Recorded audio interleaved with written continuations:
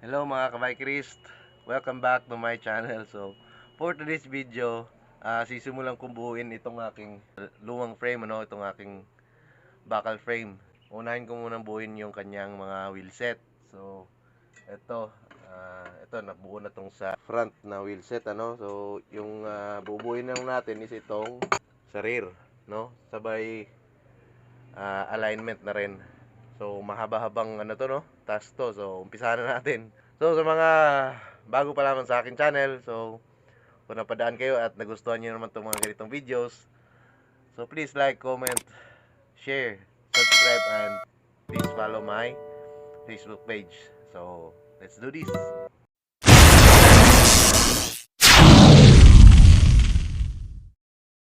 So, ito yung mga kailangan natin para mabuo to, So, as usual, kailangan natin itong mga spoke. So 26er pala tong rim ko na to, So ito yung luma kong rim na pinalitan. So pwede pa naman to dito lang sa malapit, So di na siya pwede pag malayo ang biyahe na kasi medyo palyado na yung kanyang mga surface, So dito lang, paikot-ikot lang dito sa area namin, So syempre kailangan din natin itong hub, Dito natin ikakabit yung mga spoke. Then ituturo ko rin sa inyo yung isa pang technique sa pag-install ng spoke, Umpisahan na natin. Una-una, syempre, pasok muna natin yung mga spoke or rayos sa loob ng hub, Basic lang, So, isa-isahin natin ipasok to sa hub. So, hanapin nyo lang yung halos katapat na niya na butas, So, pag nakita nyo yung katapat niya na butas, ganyan, So, maglagay lang kayo ng isa pang spoke doon sa tabi ng katapat niyang butas, Ganitong posisyon din. Ganito papasok, Ganyan. And then, alternate, One hole apart. Ganyan papasok na ganyan. One hole apart lang yan, lahat. Hanggang matapos, Ito rin sa baba.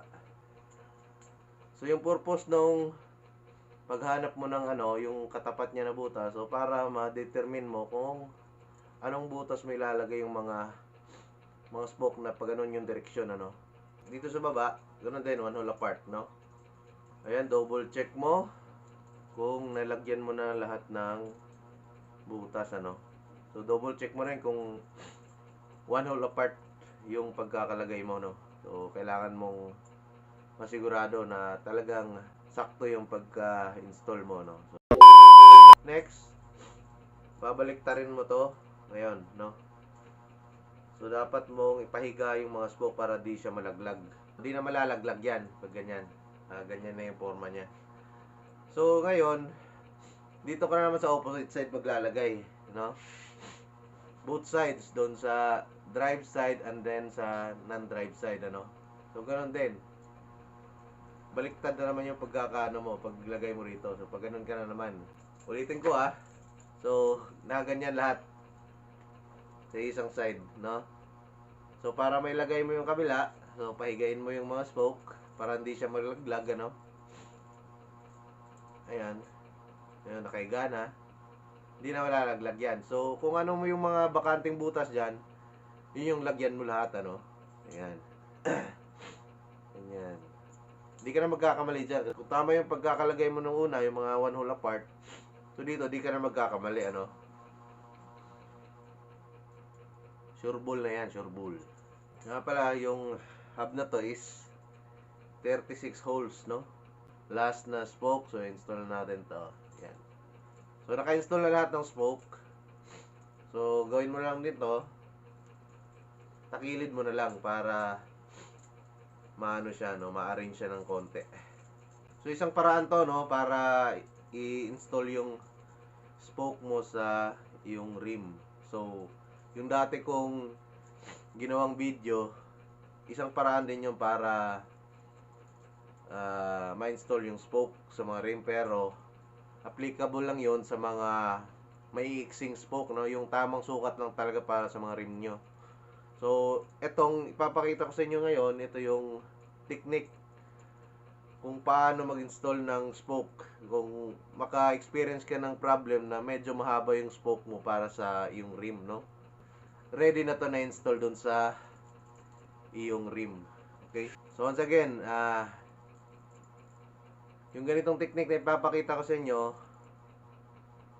ito yung solusyon para sa mga mahabang spokes, ano? Kung feeling nyo mahaba yung spoke para sa rim nyo, ganito yung sundin yung instruction, ano? Mahalagang ma-install mo ng tama yung lacing niya, no? Ng mga spoke para hindi ka mahirapan din sa sa alignment, ano? Hindi ka mahirapan mag-align pagka tama yung pagkaka-lacing mo, ano? Yung lacing, yan, yung term na yan is yung paano mo kinabit, yung process, yung paano mo kinabit yung spoke mo sa inyong mga hub or sa rim. So, may isang term din na gagamitin tayo, ito yung gaps or gapping, Gapping. Lahat ng pag-install ng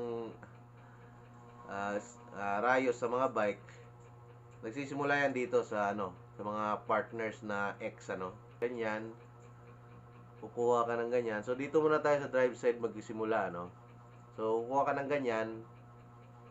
Normally yung spoke na yan may partner yan. So dito sa drive side muna tayo, ha. Huwag muna natin pakialaman yung sa non-drive side. So normally yung mga pansinin nyo dyan sa mga bike nyo, may mga mag-kiss yan na partner, ganyan. Ayan, yan. So, normally, ang gapping yan is dalawa. Ayan, So, medyo maiksi yung spoke mo, yung gapping mo is either 2 or 3, So, tingnan nyo na maigi para maintindihan nyo, So, kung medyo mahaba naman yung spoke mo, so, dadagdagan mo siya ng gaps ngayon. So, either magdagdag ka ng dalawa or isang gap, So ito sa gapping na to, dalawa to So kung medyo mahaba yung spoke, pwede ka magdagdag ng isa, gawin mong 3 yung gapping niya, Ito na yung magka-partner ngayon. Yan.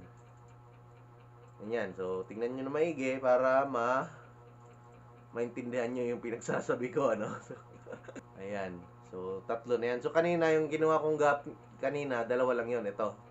Itong spoke na to is medyo mahaba to. So, ang gagawin kong gap nito is 4 na gap, So, ito 2, dadagdagan ko ngayon ng 2 para maging 4 na siya, Itong sa likod, ito yung kunin nyo, yung sa likod na, na part, Yan, So, magbilang tayo ng 4. 1, 2, 3,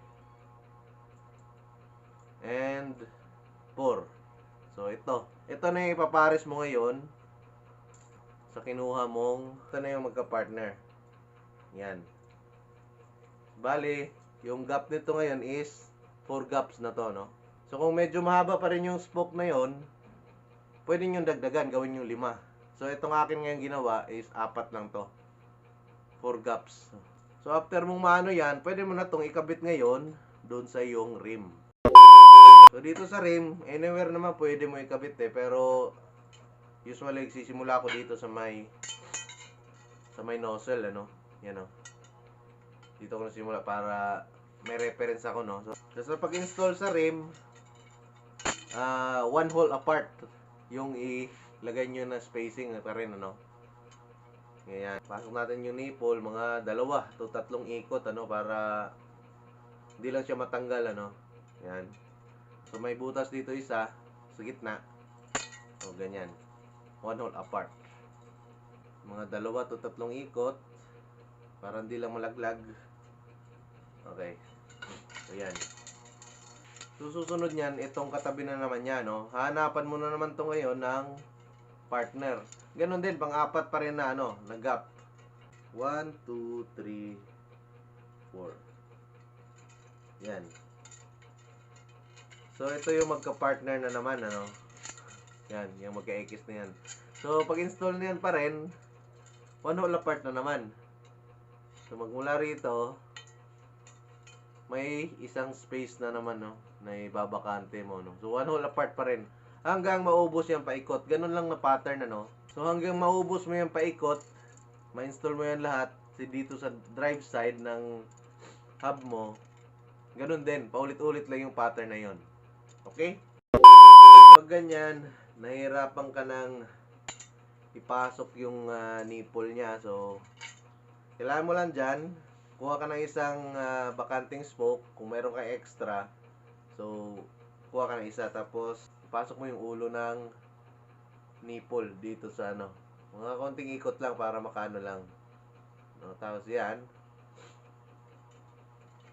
Tapos, suksok mo lang dun sa ano. Isuksok mo lang sa yan. Suksok mo lang, tapos ipasok mo yung rayos na gusto mong ipasok, ano. Kasi habang tumatagal, parang umiiksi yung ano niyan eh. Yung distansya, no. So, kailangan mong gumawa ng ganitong technique. So, ipasok mo uli. Pasok mo dyan sa butas, tapos pasok mo yung rayos niya, no. So, ayan, na-install mo na lahat. Na-install ko na pala lahat. So, ayan, na-install ko na yung rayos sa drive side. So, make sure nyo lang na naka 1 hole apart, ano. Ayan.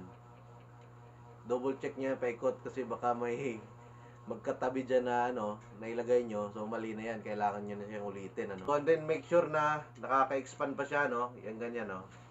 So, yan.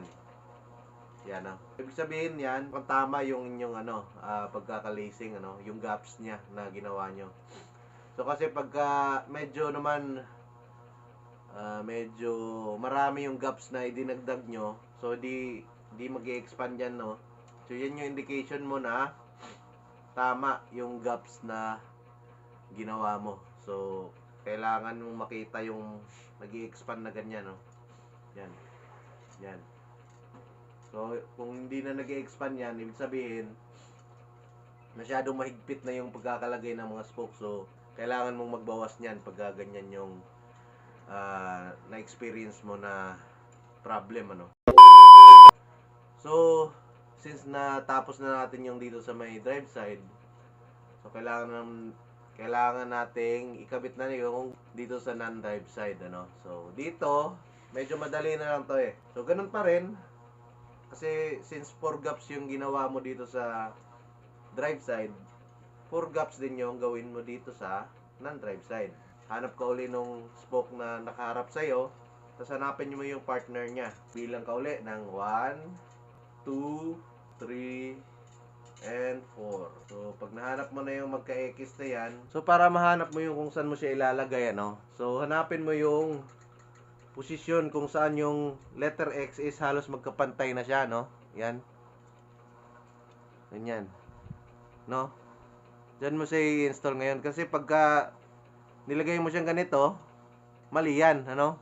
Kasi mas mahaba tong ito kaysa rito. So, kung doon naman sa kabila, mali din. Kasi mas mahaba na naman yung ito kaysa rito, no? Di na siya aabot. So, hanapin mo saan sila magbabalance, ano, na posisyon. So, yan yung pinaka optimum na posisyon na pwede mo ilagay yung inyong mga rayos. Okay?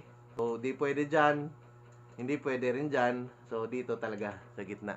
Okay? So, ganoon pa rin. Sundot-sundot lang yan. Kasi halos di naabot yung ano eh, yung kanyang rayos sa kanyang nipple, ano. Kailangan mo ng assistance ng isang extra spoke para maipasok mo yung nipple, no. So, ganun pa rin. Tuloy mo lang yung pattern hanggang maubos mo yan paikot, ano. So, isa paalala, no, i-make sure nyo na naka-alternate yung position ng spokes, ano. So, dito na side, dapat wala magkatabi na ano, spoke na magkaparehas na side, ano. So, kung merong nakikita kayong ano dyan, magkatabi, ibig sabihin yan, mali na yung ano nyo, yung inyong pattern, no. So, dapat, dito na side, pabira dito, tapos next, dito na naman, tapos next, uli, next, ganyan. Pa-alternate lahat, ano. walang dapat magkakatabi na spoke na nanggaling sa isang side lang. So, dapat alternate. So, ayan. Natapos na natin, no? Nabuo na natin yung, yung pag-lacing ng ating mga spokes. So, lacing with 4 gaps or 4 gappings, So, yan. Yan na yung finished product. So, kailangan na natin ibaon yung mga nipple niya, para antay yung pagkakano niya. So, ibaon lang natin to gamit ng isang screwdriver para next step nito is ready for alignment na to. So, ipapalala ko lang sa inyo yung kalagan ng tamang pagdetermine ng correct gapping sa inyong mga spokes, So, importante siya kasi para hindi ka rin mahirapan sa alignment. Gaya na sabi ko kanina, hindi ka mahirapan sa alignment pag tama yung gapping na ginawa mo sa yung mga rayos, Sa mga katulad kong nagdi-DIY lang, kasi medyo mahal din magpa-install at saka magpa-align ng inyong mga spokes, So, kung may gamit din naman kayo, pwede kayo na rin yung gumawa. So, i-follow nyo lang yung mga tamang instruction at magagawa nyo rin yan. At medyo mahabang pasensya na rin yung ibaon nyo, para matapos yung mga ganitong task. Pagka yung mali yung inyong yung pagkakalace ng inyong mga spoke, ganito yung mangyayari, Yan. So, ito yung mga past error ko, na medyo mahaba yung kanyang spoke para sa rim. So, pinilit ko, yun, umabot dito yung nipple. So, hanggang sa hindi na siya humigpit at parang nalulost thread na, So, hindi mo magawa ngayon yung gusto mong alignment kasi hindi mo na siya mahigpitan So, may tendency na weak yung foundation ng inyong pagkaka-install ninyong spoke. Mahalaga din na matibay at pulido yung foundation kasi ito lang yung ito lang yung parang skeleton ng inyong mga wheelset, So, ito lang yung skeleton ng inyong mga wheelset. Ito lang yung tumatayong foundation, para tumayo yung inyong mga bike. So, kung marupok to, parang puso nyo. So, medyo mahina yung pagkakaano nyo, yung kanyang foundation. Luluwag yan at luluwag hanggang sa, maaaring maputulan pa kayo niyan or worst case, madisgrasya kayo dahil sa mahinang foundation ng inyong mga wheelset. Kailangan na talagang pulido yung pagkagawa nyo pagka nagkakabit kayo ng mga ganito. So, yun lang yung aking paalala, So, tuloy na natin to nang matapos na. Gamit na isang screwdriver, so ibaon lang natin yung mga nipple niya, para pantay or even yung kanyang distribution ng yung pagkakahigpit niya, para hindi ka na rin mahirapan sa alignment. Isang rin na maganda yung pagkakalacing mo, ayan, nakalabas na lahat ng mga nipple, Madali na lang yung proseso ng alignment nito.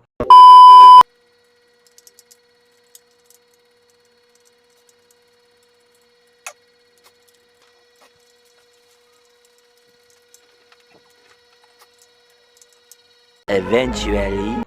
So, ayan. Natapos na rin sa wakas, So, hanggang dito na lamang po muna. Sana may natutunan kayo sa aking ginawang video. So, sa mga napadaan lamang po at bago lang sa aking channel, please like, comment, and share my videos. And please subscribe my YouTube channel and also please pakipollow po yung aking FB page, So, maraming salamat po sa nanood at patuloy na sumusuporta sa ating vlog.